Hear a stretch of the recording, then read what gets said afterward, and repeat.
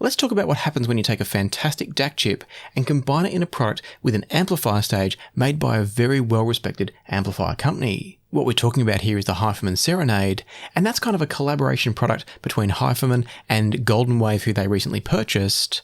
Goldenwave taking care of the amplification stage, HiFiMan taking care of the DAC stage. And so we're bringing together two specialties of each of these brands, and therefore it should be making a great product, but not everything's quite perfect. So let's talk about it. The HiFiMan Goldenwave Serenade here retails at about $1,000 US, although I've also seen it listed at $1,200 US, so it kind of depends on where you look, it seems. And what's going on inside this unit is HiFiMan's own Himalaya R2R DAC chip, but in this case it's the Himalaya Pro. That's the same DAC chip that's also used in the EF600, which I thoroughly enjoyed when I reviewed, and so I was excited to see what would happen if paired up with an even better amplifier. Some other things that make this a little bit unique is it's also got a built-in streamer stage, much like the recently reviewed Gustard R26 and the A26 that I haven't reviewed. The LAN stage, the streaming stage if you like, will handle DSD 512 and PCM 768, so that's the really sort of super high-res versions of DSD and PCM being your regular kind of FLAC files. And then if you are using the other digital inputs, it'll handle DSD 256 and PCM 384 kHz. So you're still getting plenty of functionality, plenty of resolution if you like, regardless of the inputs you use. Now I'm generally not a big user of those sample rates, but it's kind of handy if you want to use upsampling, this will accept it. Although it is worth noting that as far as I can tell, there's not a non-oversampling mode from this one, and so any external upsampling you do may still be processed by the internal architecture of the Serenade. One final thing about the digital stage of the Serenade is that looking online, it appears to be an upgradable module. So theoretically in the future, it could be upgraded further where you can go to HiFiMan, you can buy a different sort of circuit board if you like, unplug the one that's already in there, plug in a new one and have an even better DAC. Now I haven't seen any communications about that happening, about what that might look like, but technically it seems like it's possible, and that's kind of nice for future-proofing. If we then leave the digital stage for a moment and start thinking about the amplification and the preamplification in here, the Serenade's using a fully discrete Class A design made by Goldenwave, as I said before. If you're not familiar with Goldenwave, they made their name building amplifiers. They're another Chinese brand that's recently been purchased by HiFiMan. And so it's a fully discrete Class A stage that's capable of outputting 4 watts into a 32 ohm load. So that's a fairly hefty amount of power from an all-in-one device like this one. I'm sure it's not the most powerful all-in-one on the planet, but it's doing a pretty good job. That figure drops down to 760 milliwatts into a 300 ohm load, but regardless, it's still got plenty of power for pretty much any headphone on the planet. Those of you that want to be using EQ and boosting bass and things like that on, say, a HiFiMan Sosvara or an Abyss 1266, you might find it starts to stretch the limits of what the Serenade can do. But for any normal kind of headphone, it's going to have plenty of power, whether it's a low impedance or a high impedance design. And so on paper, everything's looking pretty good. The DAC from HiFiMan we know is excellent from the EF600, and the amp stage has a fantastic pedigree. So let's talk now about how it all comes together. I just realized that I should give you a quick device tour before I jump into talking about the performance of the Serenade. And so let's quickly fly through that and give you an idea of what you're getting if you buy one of these. Starting off on the front panel, we've got outputs for 4-pin XLR. We've also got 6.3mm and 4.4mm balanced, 6.3mm being single-ended. We've then got a lovely clean display here on the front, which is going to tell you things like which input you're using, which output you're using, the sample rate, etc. We've got a volume control over on the side for preamp or headphone amp control. This has got a dedicated DAC mode, so you don't have to use the volume control if you're in that mode. And then if we look on top of the unit, we've got this nice kind of sculpted design here along the front edge, and that gives you access to 3 buttons. The 3 buttons we've got is an input button. We'll talk about the inputs in a moment. We've then also got a select button here. That's going to give you access to a very basic menu, but one with a very important feature, I think. The first option it gives you is the ability to control the brightness. That's nice to have. But the other option that comes up in the menu is the ability to have the network streaming stage either always on or coming on only when it's selected. Now, where I think that's really handy is if you're anything like me and you like to jump between using this as maybe a DAC connected to a PC and then other times running it as a streamer, then what's going to happen is if you have this set up so that the power only goes to the network stage when you select that input, it's going to always take a minute or so to kind of catch up with the network whenever you select that input. What that means, for instance, if you're using Roon, is that you might go over to Roon, ready to stream some music, you've changed the input on this over to the network stage, but then you've kind of got to sit there and cool your heels until the network stage wakes up, connects with the network, Roon sees it, and then you're ready to go. Now, on the other hand, if you use that feature in the menu to leave the network stage always on, then you can go straight out of being a, say, PC connected DAC over to Roon streaming. The network stage is already going to be there ready to go, and off you go listening to your music. So I do like that feature and function. I think it's a nice choice to have there. On the other hand, it also means that if you're not going to use that network streaming function often, or you care about absolute pristine sound quality and possibly reducing power consumption, then in theory, by having that stage switched off, you've got one less potential source of noise within the DAC. I haven't tested that, by the way. There's so much else to cover in this review. And it's also going to be a very, very small shift in sound quality, if any. But the other thing it might do is reduce your power consumption just a little tiny bit. So that's something to keep in mind. I think it's a nice choice to have there. After that, the next thing that we have is an output button up here on the top. That's the third and final button. And that's going to cycle through the various outputs. We've got preamp, a DAC mode only where there's no volume control, or headphone outputs on the front. On the back of the device, starting over near me, we've got a power socket and the power switch. So the mains power is on the back. There's no way to turn the unit on or off from the front. We've got a micro SD slot that's for any operating system firmware type updates. We've got the LAN connection. There's no Wi-Fi on this. It is LAN only. We've got USB-B, optical and coaxial as your other digital inputs. And keeping in mind, as I said before, if you want maximum DSD or PCM sample rates, you're going to have to use the LAN input. These other three are capped at DSD 256 and PCM 384 if that matters to you. From there, we come over, we've actually got an analog input. So this can be your preamp and or your headphone amp for an external analog source, such as a turntable if you want that. We've then finally got a pair of RCA outputs and a pair of XLR outputs. And again, keeping in mind, they can be a fixed line level in DAC mode or a variable level in preamp mode. So plenty of good inputs and outputs, nothing overly groundbreaking, but a really solid start. And so now let's talk about how the device performs from a sound quality point of view. And to do this conversation justice, I've tried to break this down into a couple of comparison points for the DAC and the headphone amp stage, as I'll explain. Before I dive into the DAC comparison though, I should mention that I feel like when I did my different listening tests with the optical and the coaxial inputs, I feel like the coaxial input on the Serenade might be just a little bit better than what I was hearing from optical. It could also come down to the cables being used because we've got completely different types of cables. As I'll mention again later though, I do think that if you've got the choice of which inputs you're using, I would probably choose coax over optical, but I wouldn't stress over it if you don't have a choice. Likewise, I think the LAN input is slightly better again, but again, I wouldn't stress over it if you don't have a choice. Specifically, what I felt improved each time was going from optical to coax and coax to the LAN connection. I feel like things like the clarity and separation just got a little tiny bit better each time. Very subtle shifts, but I do think they're there if you're able to take advantage of them. And so my first test was to put the Serenade up against the EF600 from HiFiMan, recognizing that they're both using the exact same DAC chip, that being the Himalaya Pro from HiFiMan, and I love that DAC implementation within the EF600, so I was excited to hear how it went in the Serenade. The good news is that in oversampling mode on the EF600 and running next to the Serenade, I feel like they're very, very close, but the Serenade is just a little bit better. Specifically, I think the Serenade is just a little bit more refined.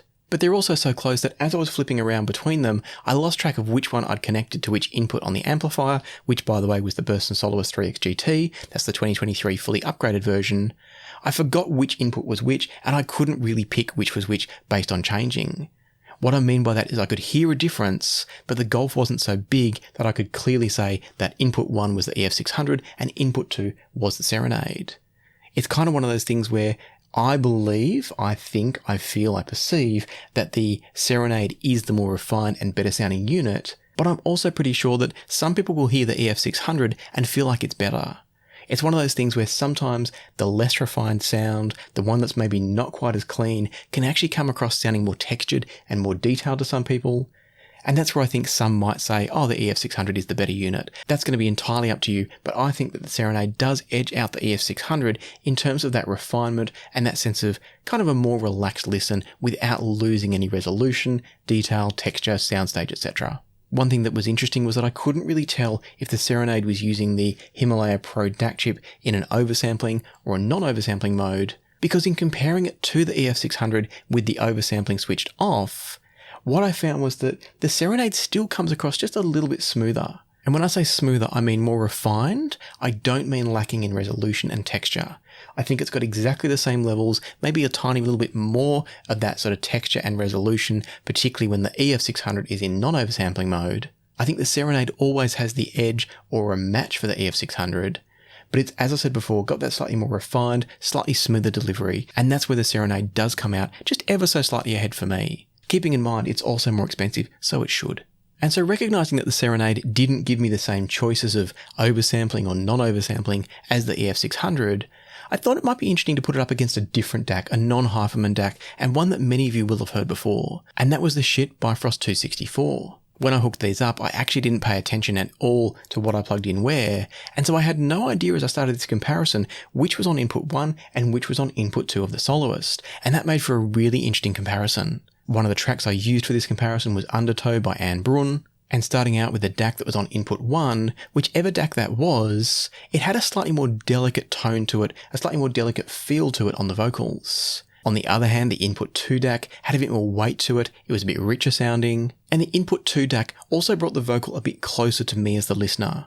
It wasn't overly kind of congested or in my face, but it was definitely a step or a half step closer than the input 1 DAC. That's probably because of that slightly weightier, richer sound, that's often what happens. And neither was a bad presentation, they were just different. Another thing that I found was that the input 1 DAC seemed to be giving me more sense of the room. I felt like I was hearing reflections from around the room a bit more on the input 1 DAC than I was from the input 2 DAC. And again, that could come down to that slightly richer sound masking some of those things, or maybe they're not there at all from input 2. That was impossible to know. One real standout moment within this track though was that there's some timpani rumbles at about the 2-minute 40 mark. So it's kind of like a drum roll on a timpani. And what I found was that the input 1 DAC, I could hear more definition. I could hear almost the individual warbling of this skin stretched across the timpani as it kind of wobbled and rumbled with the hits of the hammers. So the input 1 DAC was giving me more of that texture, more of that clarity. And I was fascinated to find out which one was which. Hopefully you are too. As it turns out, it was actually the Bifrost 2 that was input 1, and that shocked me. I've always thought of the Bifrost 2 as being a slightly richer, warmer sounding DAC. When I compared it with the Geshelli Labs J2S, that was certainly how it came across. And so at this point, you're probably thinking Serenade for me or Bifrost 2 for me, but there is a bit of a catch here. And that is that because I had limited inputs and outputs to work with, I was running optical into the Serenade and coaxial into the Bifrost 2. So I switched it around. And all of a sudden, the Serenade actually caught up to the Bifrost 2. And this is what I was saying before. If you do have a choice of which input to use into the Serenade, you should absolutely use coaxial if you can, or the network connection if you can. Because all of a sudden now what was happening was that the Serenade was the one that had a greater sense of texture and detail and resolution. They switched places essentially. It was still the richer sounding DAC, but it definitely now was bringing forward the detail, the texture and the clarity that was missing from round 1. As another part of this testing, and to really try to separate these two DACs, I then decided to run the network connection for the Serenade and give the coaxial back to the Bifrost 2 to give it the best possible chance.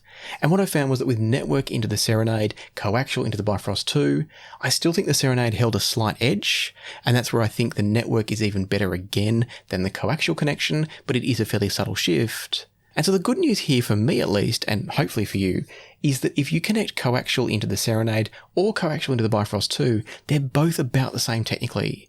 They're both going to give you very, very good sound for that $1,000 mark, a bit less for the Bifrost 2 because it doesn't have the amplification capabilities. And so you're getting two excellent DACs there. If you want that slightly richer sound, then that's where the Serenade comes in.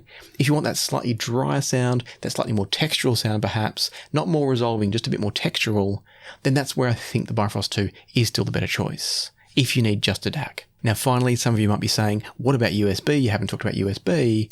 And so I did test that. And what I would say about that is that first of all, this is going to depend on the quality of the USB output that's feeding into these. Now the same can be said for the optical and coaxial as well, of course. But the point is that USB has wide variation depending on whether it's a crappy output from a motherboard on a computer or whether it's maybe coming from a high-end streamer. If you are running it from a high-quality USB output, such as in my case, the JCAT PC USB cards, then I found that the USB and the coaxial inputs were pretty much identical. So you can use USB or coaxial as your number one options. I would say optical is kind of your number two option, or if you can, the very best option, so actually this should be number one, is the network connection.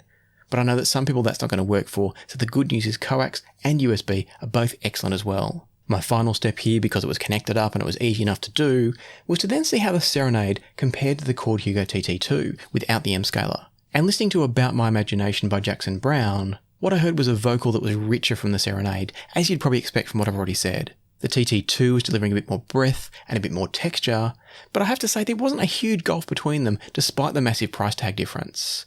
The TT2 was clearly better, as you'd expect, but the Serenade did hold its own when given a good quality input. Where the TT2 did clearly pull ahead for me was not so much in the areas of things like the resolution or the tonality, but in soundstage. It was delivering a much better sense of the room and the scale of the room and the placements of the instruments within the room. The Serenade wasn't a slouch, but that's what you get when you go to the next level of DACs like the TT2. You get more room information, more spatial information, more separation. Now, it's definitely worth pointing out here that some people will still prefer the more laid-back sound of something like the Serenade. So it's going to be one of those things where it depends a lot on your system, your speakers, your headphones, your preferences, which one of these you like. There's no doubt in my mind the TT2 is technically superior, as it should be, but the good news is the Serenade didn't fall so far short that it wasn't even in the same ballpark. They were in the same ballpark, it was just one was playing a better game, and that was the TT2. If we then start transitioning into thinking about these as all-in-ones, and that's where I wanted the TT2 in this comparison because it's also got the headphone output stage. Comparing the headphone outputs from the Serenade with the headphone outputs from the TT2 had a more immediate, more energetic sound. That also resulted in a greater sense of transparency, so you could really hear more of what was going on in the music. On the other hand, the headphone output from the Serenade kind of adds an extra layer of smoothness on top of that sort of slightly smoother delivery that the DAC already has. And for some people that's going to hold this back from being really special. For other people it's going to be just the ticket to help tame a brighter, more energetic headphone, or to make for a more relaxing and easy listening device. It's not for me a technical marvel when it comes to the headphone output stage with the internal DAC stage, but that's not to say it's bad, it just depends on what you're looking for. From a technicalities point of view, it doesn't stack up with higher end devices, nor should it, but as I said, it could be very enjoyable for some. And so this kind of transitions us nicely into talking about the headphone stage and the preamp stage of the Serenade. And the first thing I'll say about that is comparing the balanced outputs with the single-ended output, the difference is almost indistinguishable. And that's fantastic. You do get that slight difference because you're going from two completely separated channels with their own positive and negative to actually having a shared ground for the left and the right.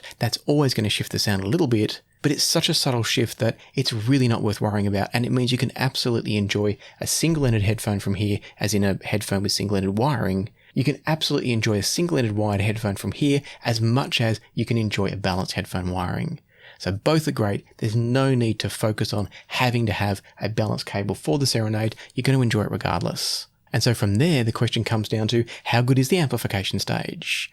Is it worth buying this and running it as is, or do you kind of need an external headphone amp to get the most out of it? And so I decided to test this in two ways. The first was to try the Serenade with HiFiMan's own Prelude that's also made by Goldenwave. And that's a much higher end amplifier, so the idea was to see how much more can this DAC do than what the internal headphone stage does. But then I'll also tell you about the level at which I think the internal stage performs in just a second. This is the HiFiMan Prelude that I just mentioned, and I'm reviewing this straight after I finish recording the Serenade review, so make sure you subscribe if you want to catch my review on this one as well as the Serenade that you're watching right now. Starting off though with the Serenade feeding the Prelude or running the headphones direct out of here, so basically headphones in the Serenade or headphones in the Prelude, and listening to Not Fade Away by the Rolling Stones live, there was clearly a sense of similarity between these two designs. You can hear that the amplification stage has come from the same company in both cases because they've both got a slightly rich and smooth tonality.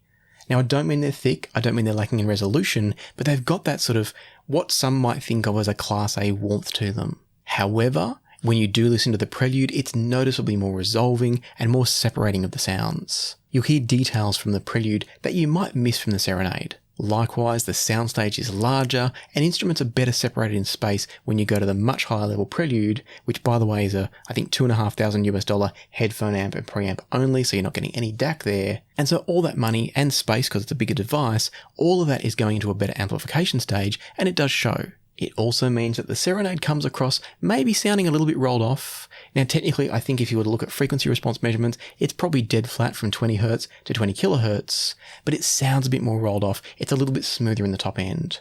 Some people will love that, others not so much. And so it was very clear at this point that the amp stage within the Serenade was nowhere near the level of the Prelude, nor should it be necessarily. And so I hunted around through the rest of the amps that I've got here to see where it kind of sits.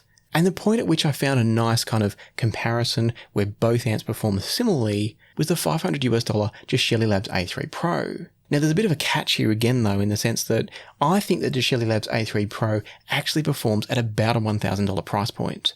It goes right up there toe to toe, possibly even better than other amps like the Burson Soloist 3XP or the Rebel amp. Some of the others out there on the market that are slipping my mind at the moment, the A3 Pro is exceptional. And so what that tells us is that the Serenade's internal amp stage, that's headphone amp stage, I would put at somewhere in the $500 to $1,000 price range if you were to try and buy it as a standalone amp. And that's great. You're actually spending $1,000 on the Serenade, and the amplification is easily at least worth half of that, if not the whole amount. Meaning that the DAC's kind of for free. Now clearly it's not, but you get what I mean hopefully. The DAC stage on its own is also exceptional and excellent, and so we've got a wonderful product in many, many ways here. Now just quickly to wrap up the comparison with the A3 Pro that I mentioned, it's not the same as the A3 Pro. The Serenade does still have a slightly richer and warmer tonality, but in terms of the technicalities, I think they're about on par. The Serenade produces a bit less width in the soundstage. It's that slightly warmer sound again, so things come forward at you just a little bit, again not congested or in your face, but not quite as spacious as the A3 Pro. But in terms of resolution, the general sense of separation within the slightly different soundstage sizes, I think is comparable. Some will prefer the richer sound of the Serenade, others will prefer the more separated sound of the A3 Pro, or another step further again into the more textural, slightly trebly sound of the Soloist 3XP. But the point is, this is in the right ballpark of performance, and then it comes down to which tonality you're looking for. And so then the final question for me to answer at this stage was to see how the preamp stage stacked up. And the good news is it's exactly the same as the headphone amp, which is to say it's an excellent performance preamp at about the price point. If you compare it to preamps like the A3 Pro, like the Soloist 3XP, it's going to be on the same level as those, technically speaking. That means it's not an end-game preamp, but it also means it's really solid. Again, it's got that slightly rich character to it, that slightly fuller body to it than the other two that I just mentioned. But also, again, the technicalities are still there. Good resolution, good separation of instruments, but as I said, it's not going to match something like the Prelude in that area. And so for me, I think the Serenade is a fantastic device if you're looking for a sleek, all-in-one, slightly richer, warmer sounding R2R DAC and headphone amp combo. I do think it's better than the EF600, albeit by only a small margin. And the point of difference for me is very much the headphone stage. I think in terms of the DAC stage, the Serenade's probably a little bit better, but it's probably going to come down to the output stage within the Serenade, and it's not a big enough difference that if you just want the DAC stage and you want to save some money and buy the EF600, I definitely think that's a good enough purchase. However, if you want a better internal headphone amp, that's where the Serenade definitely steps ahead, and the fact that it's also a preamp as well, which the EF600 is not. And so to sum it all up, if you are in the market for a great all-in-one, you don't want to have to think about the space or the expense of separates at about the same price point, then I do think this is a great, great choice. It is a shame that the optical performance is not quite at the same level, it seems, as the coaxial or the network or the USB performance, but that also could come down to the cables I was using, because I feel like the Bifrost 2 dropped back a little bit with the optical connection as well. For those wondering, I was using a LiFiTech glass optical cable, which should be a good one, but I definitely noticed the difference going to coaxial when it came to the Serenade. And so I'm going to wrap things up here with what I'd say a recommendation, maybe not a strong recommendation, but a recommendation of the Serenade. And the reason I'm holding back on the strong recommendation is that I think any time we have an all-in-one, it is a compromise. You're putting digital and analog circuitry in the same box, sharing power supplies, or at least sharing the same real estate area as the various power supplies need to work in, and that's never going to be quite as good as a dedicated focused DAC, i.e. digital circuit, or a dedicated focused analog amplification circuit. But that's really the only knock I can draw against it. What would be amazing to see is if HiFiMan was to produce the DAC stage only of the Serenade and put out a dedicated DAC using this architecture, because I think the Himalaya Pro sounds magic. It's a beautiful, beautiful sounding DAC. I very much enjoy it for that. And I'd love to see the price drop on this without the headphone stage, because that would be a fascinating product. But as far as I know, that doesn't yet exist, and I haven't heard any news of it being in the pipeline.